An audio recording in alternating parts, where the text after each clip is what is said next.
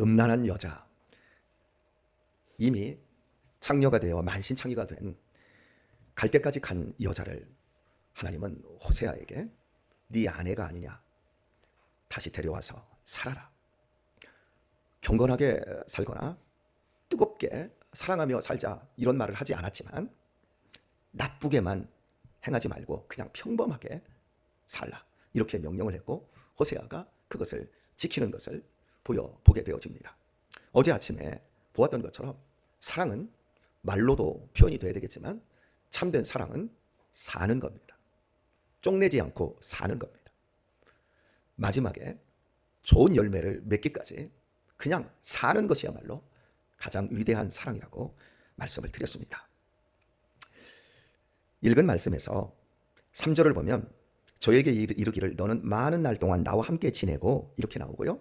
4절도 보면 이스라엘 자손들이 많은 날 동안 왕도 없고 군도 없고 제사도 없고 주상도 없고 에봇도 없고 드라빔도 없이 지내다가 이렇게 나와요. 비교해주고 있어요. 많은 날을 비교해주고 있어요. 많은 날 동안 이스라엘에게는 왕도 없고 군대도 없고 제사도 없고 주상도 에봇도 드라빔도 없을 것이다.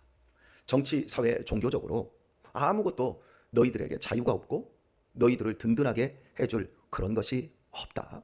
많은 날 동안 그렇게 될 것이다 라고 말씀을 하고 있습니다. 왕이 있어야 되고 군대도 있어야 든든하지 않습니까? 우리의 삶에 제사, 하나님을 섬기는 이러한 종교 생활도 있어야 우리의 삶이 든든합니다. 주상, 에봇, 드라빔은 변질된 종교 행사를 이야기합니다. 얼마 전에 유튜브에서 C채널인가요? 거기에 무당 출신의 남자 무당인데 무당 출신의 거듭난 성도가 나와서 이제 대담 형식의 이 프로그램을 만들었더라고요. 거기에서 목사님 세 분을 모셔놓고 이제 이야기를 나누다가 목사님이 농담 삼아서 제 관상 좀 한번 봐주세요.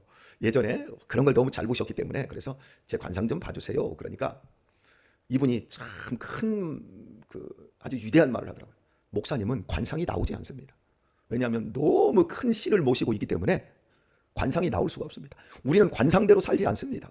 믿지 않는 사람들은 관상, 족상, 이상, 수상 이게 여러 가지 것들로 살지만 우리는 하나님이 너무 크신 분이기 때문에 절대로 거기에 잡히지 않는다.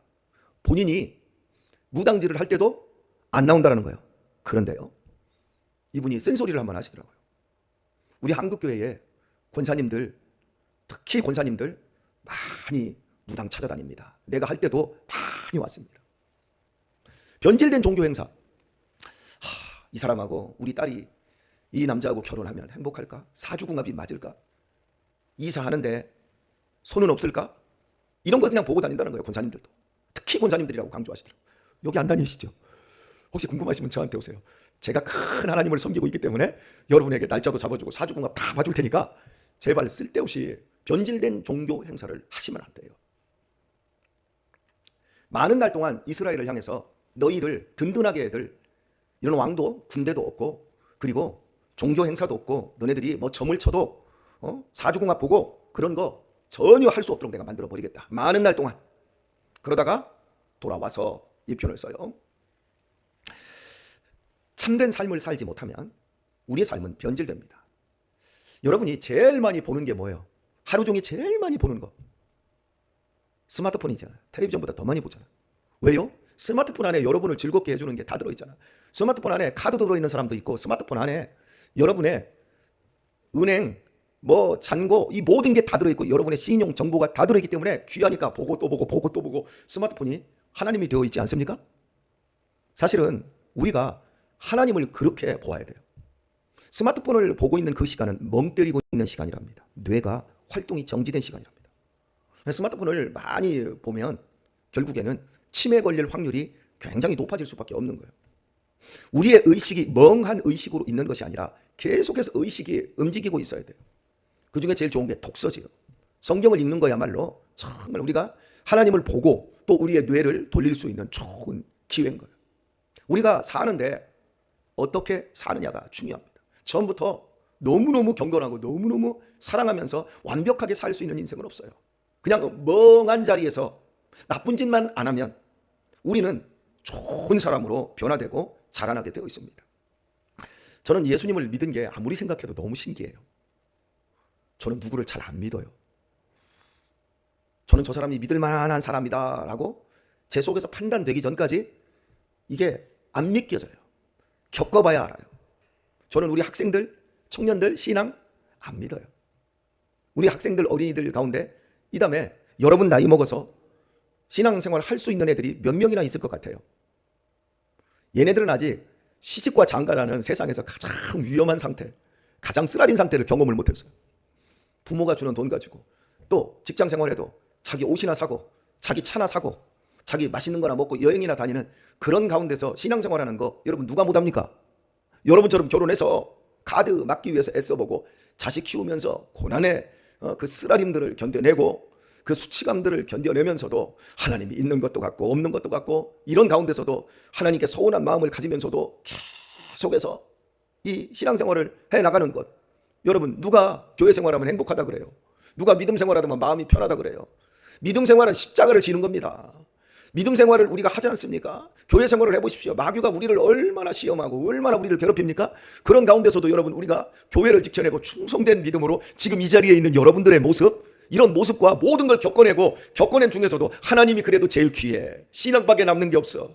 내 교회가 그래도 가장 세상에서 믿을만해. 이게 그 불구덩이를 통과한 상태에서 믿음 생활하는 사람들과 교회에서 아이고 잘한다 앞에 나와가지고 찬양하고 뭐 그러면 잘한다 그런 칭찬받으면서 신앙생활을 하는 애들과 여러분의 신앙이 같습니까? 세월을 이겨낸다라고 하는 건 실로 엄청난 일인 거예요. 그래서 시간이 필요한 거예요. 우리가 어리석은 신앙을 가진 어린이들이나 학생들이나 청년들을 우리들이 지지해주고 격려해주고 괜히 걔들 어줍지 않게 가르친다고 그러지 마! 율법적으로 찍어 누르고 그렇게 하기 전에 우리가 걔네들을 받아주고 기다려주고 이런 시간들이 반드시 필요한 거예요. 여러분이 누굴 쉽게 믿습니까? 얼마나 까칠하고 얼마나 계산을 잘하는 사람들입니까? 마트에 가서 그까짓 거 물건 한 10만 원어치 사놓고도 영수증 하나 다 꼼꼼히 챙겨서 계산원이 뭐 하나 빠뜨렸으면 막 득달같이 이거 빠졌다고 하지 않아요? 권명장 원사님 그렇게 하지 않아요? 얼마나 챙깁니까? 여러분이 옷을 하나 사려고 해도 이 코너에 들어가서 그까짓 거 티 하나 사는데도 여기서 한 번씩 입어보고 저기서 한 번 입어보고 난방 하나 사는데도 여기서 입어보고 여보 벗어. 나는 미안해서 죽겠어요. 그냥 한 번 걸트렸으면 그냥 사야지. 벗으래. 아니, 왜? 다른 집에 가서도 입어봐야지. 제가 안 가요. 제가 아내하고 그렇게 한 번 갔다가 그 양복 하나 산다고 갔다가 입으래요. 바지까지 다 입었어. 그럼 단만 재면 될 거 아니에요. 벗으래. 그래서 좋은데? 아니야. 저 다른 집에 또 벗으래. 또 다른 집에 가서 입는 것마다 여러분 다 멋있잖아요. 옷걸이가 좋으니까. 이런 거 교만. 여러분 그렇지 않나요? 우리 엄장로님이랑 잘 안 맞지. 기장하고 이 배둘레가 잘 안 맞으니까 저는 그냥 아무거나 입어도 다 맞아요. 우리 엊그저께 합창할 때 제가 바지가요 복숭아뼈 위로 이만큼이 올라갔어요. 제가 한 8부 바지 입었나 봐요. 이 합창단 할 때 이렇게 옷을 나눠주거든요. 위에 하얀색 셔츠와 바지는 이 검정색 바지를 나눠주는데 바지를 입었는데 무릎에서 한 10cm 정도밖에, 한 10cm, 20cm 정도밖에 안 되는 것 같아요. 그래서 바꿔달라고 하니까 솔미가 그냥 입으래. 목사님은 입어도 된대. 왜요? 허리가 넉넉하니까 아직도. 아무거나 입어도 다 멋있잖아요. 근데 제 아내는 벗어? 막 짜증이 나는 거예요. 그 점원한테 미안하고 사장님한테 미안하고. 그래서 여보 미안하지 않아? 그랬더니 하나도 안 미안. 그러고 사는 거래. 우리 박미옥 권사님도 그죠? 아닌 것처럼 그러지만 여자들은 다 그러고 살아. 그 남자들이 학을 띄어. 엄장로님도 그런 데가 학을 띄지요. 그래서 안 가 남자들이. 이게 남자의 생각과 여자의 생각이 완전히 다르더만요. 그래가지고 안 가니까 제 아내가 사와요. 사오면 팔이 이만고 바지가 이렇게 길어. 그러면 접어 다시 가. 여러분 우리가 이렇게 의심 많고 계산이 바른 사람들이에요. 그런데 어떻게 예수님을 믿냔 말이에요. 그분이 나를 구원했다라는 걸 어떻게 믿어요? 성령 하나님께서 우리의 마음속에 오셔서 믿어지는 마음 주신 줄 믿습니다. 믿어지게 해주셨어요. 우리 안에 주님이 와서 사세요. 예수님이 요한복음 16장에서 내가 너희를 떠나는 것이 유익하다. 가서 내가 떠나면 너희에게 보혜사 성령이 너희에게 와서 너희로 하여금 살며 너희로 하여금 깨닫게 하고 너희로 하여금 책망하며 너희로 하여금 진리를 알게 할 것이다. 성령님이 우리 안에 오셔서 이 놀라운 일을 하는 거예요. 여기 바울 사도처럼 3층권 즉 천국 갔다 오신 분 계세요? 천국 혹시 잠자다가 혹시 천국 다녀오신 분 계세요? 혹시 입신해서 천국 다녀오신 분 계세요? 근데 천국을 어떻게 믿어? 그런 천국, 우리가 보지도 않은 이 천국을 어떻게 소망하고 실제 미국이 있다는 것만큼 우리가 믿고 우리가 어떻게 살아요? 성령 하나님께서 우리 안에 오셔서 다 깨닫게 해주실 줄 믿습니다. 이런 복을 우리가 누려요. 근데 언제 성령님 오셨어요? 지금? 아니요. 우리가 아무것도 모를 때. 그때로부터 지금까지 살아오면서 믿어지게 하시고 세월을 진리를 깨달아가는 것으로 우리의 인생을 만들어 내신 거예요. 죄만 짓지 않고 교회만 붙어 있어도 우리 애들 지금 고난의 수렁에 한 번도 빠져보지 않은 채 신앙을 그저 재미로 알고, 우리 아이들 교회 오는 걸 제일 즐거워하거든요. 교회 오면 그거 재밌은 거야. 그러나 십자가를 질 만큼 신앙을 알게 되기까지 걔네들이 나쁜 짓만 안 하고 교회만 떠나지 않으면 다 진리로 인도함을 받게 되어 있습니다. 제가 그리 되었으니까요. 세월 속에서 일하시는 하나님을 오늘 성경이 증명하고 있습니다. 여러분, 오늘의 말씀을 한번 맺어볼까요? 참으로 이 땅에서 자유한 삶을 사는 것이 어디 있다고 생각하십니까? 많은 돈을 가지면, 공부를 많이 해서 똑똑해지면 자유로운 삶을 살 수 있을까요? 건강이 좋으면 자유로운 삶을 살 수 있을까요? 성경은 우리에게 자유로운 삶의 출발을 하나님을 사랑하고 이웃을 사랑하는 것에 두고 있습니다. 율법의 대강령이 무엇입니까? 마음을 다해라. 주 너희 하나님을 사랑해라. 네 몸처럼 이웃을 사랑해라. 이게 우리로 하여금 진정으로 행복하고 기쁘고 자유한 삶을 살게 하는 유일한 비결입니다. 하나님을 아는 만큼 이웃을 사랑할 수 있고, 이웃을 사랑하는 크기만큼 하나님을 사랑하는 척도도 높아지게 되어 있습니다. 너무 욕심내지 마십시오. 정치, 사회, 군사, 또 우리의 삶을 무당처럼 종교적으로 변질시켜서 점집 찾아다니지 말고 사주팔자 보면서 불안해할 필요가 없습니다. 하나님을 사랑하고 이웃을 사랑하면 우리의 미래는 잘 되게 되어 있습니다. 반드시 하나님이 축복하여 주십니다. 왜냐하면 그걸 하나님이 우리에게 약속하고 있기 때문입니다. 고린도전서 13장을 사랑장이라 그럽니다. 사랑은 얼마나 참아요? 오래 참고, 사랑은 온유하며, 사랑은 시기하거나 성내지 않고. 그런데 여러분, 사랑을 말하면서 죄의 목록을 나열하고 있다는 거 아세요? 사랑은 시기하지 아니하며, 사랑은 교만치 아니하며, 사랑은 무례히 행치 아니하며, 사랑은 자기 유익을 구치 아니하며.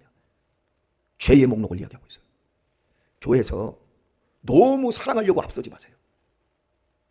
그냥 죄만 안 지려고 해도 우리는 하나님의 사랑 안에 거하며 아름다운 삶의 열매를 맺어갈 수 있습니다. 시기하지 마세요. 무례하게 하지 마세요. 내 유익을 구하려고 게으르거나 불평하거나 다른 사람에게 핑계를 전가시키지 마세요. 특히 목사에게 핑계를 전가시키지 마세요. 목사님 때문에 난 교회 나가기 싫어. 목사님이 나 교회 나오지 말라고 그랬어. 여러분, 목사가 얼마나 유익한데요. 다 죄 짓는 목록이에요. 이런 것에서 우리가 피하기만 잘해도 우리의 인생에서 가장 아름다운 자유라는 열매를 맺게 되어 있습니다. 따라서 합시다. 교만은 패망의 선봉이요, 거만함은 넘어짐의 앞잡이니라. 예. 나쁜 것만 안 해도 되는데 교만한 게 사실은 제일 무서운 죄예요. 시기하고 남의 뒤에서 험담하고 이런 것들은 우리 중에서 이루어지는 죄지만, 교만은 지옥에서 직접 출장 나오는 죄라 그럽니다. C.S. 루이스가 이야기했어요. 지옥에서 곧장 날라오는 죄가 교만이다. 교만하면요, 그냥 멸망하는 거예요. 넘어지고 패망하는 거예요. 목사도 마찬가지고 어떤 사람도 교만하면 그냥 무조건 끝났다라고 보면 되는 거예요. 아, 나는 너무 교만해요. 우리 김경선 권사님 잘하는 말. 난 너무 교만해. 난 뭐 잘하는 것도 없어요. 여러분, 내가 잘하는 게 없는 줄 알고 내가 교만하다라는 걸 아는 건 교만한 게 아니에요. 교만한지 모르고 교만한 사람들이 사실은 교만하고 무서운 거예요. 예전에 우리 이진남 권사님이 몸이 바짝바짝 마르세요. 이진남 권사님 몸이 이렇게 제법 몸집이 좋으셨거든요. 바짝바짝 마르셔요.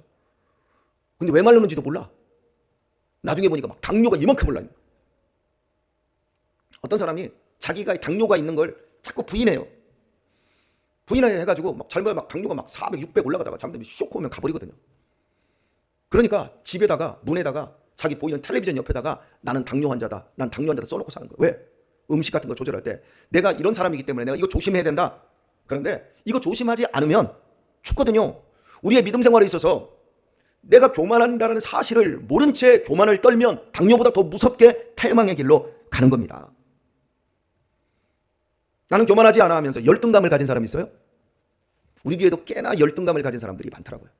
그런데 여러분, 열등감은 교만의 다른 말이에요. 우리 이 안에 열등감이 있기 때문에 공부도 열심히 하고 여러 가지 일을 열심히 하지만 열등감이 병적으로 커지면 결국 이 열등감이 다른 사람들을 찍어 누르고 뒤에서 욕하는 대로 가고 모든 것을 쪽내는 대로 가버리는 거예요. 내가 이 교회 아니면 내가 저 목사님에게 모두를 내가 이렇게까지 비굴하게 순종해야 돼? 열등감이 병적으로 가버리면 이렇게 되어서 결국 패망의 길로 가는 거예요. 목사도 마찬가지입니다. 저 정도만 없으면 정말 이 교회 목회할 만한데? 이런 생각을 목사가 갖는다고 한다면 목사도 교만한 거예요. 하나님이 쓸모 있어서 저를 여러분의 목사로 세워주셨어요. 나에게 힘든 성도 역시도 하나님이 나를 변화시키는 도구로 쓰시기 위해서 함께 하라고, 함께 살라고, 그 사람을, 이웃을 내 몸처럼 사랑해서 우리가 조금 더 진리를 깨닫고 자유한 삶을 살라고 붙여주신 겁니다.